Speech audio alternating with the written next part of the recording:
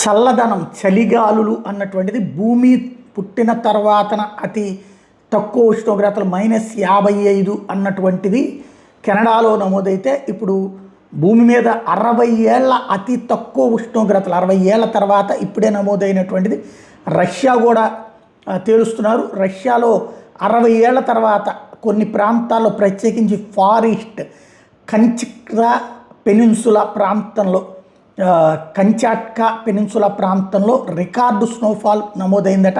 అలాగే కెనడాలో ఒంటారియో ప్రావిన్స్లో ఈ విధమైనటువంటి -55 అనేది నమోదైంది. అట్లాగే అమెరికాలో ఎమర్జెన్సీ పెట్టాల్సినటువంటి పరిస్థితి వచ్చింది. యూరప్లో ఆర్కిటిక్ ప్రాంతంలో విపరీతమైన సిచ్యుయేషన్ వచ్చింది జనవరిలో.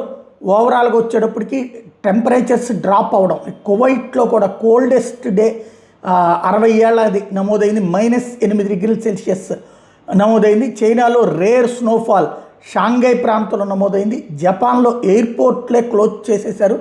నార్త్ వెస్టర్న్ జపాన్లో ఈ విపరీతమైన మంచు కారణంగా మిడిల్ ఈస్ట్లో అరబిక్ సోషల్ మీడియా చెప్తున్నటువంటి లెక్క ప్రకారం లెబనాన్, ఇరాక్, సిరియా ప్రాంతాలలో విపరీతమైనటువంటి చల్లదనం నమోదైంది, మంచు కురుస్తోంది అన్నటువంటి లెక్క చెప్తున్నారు.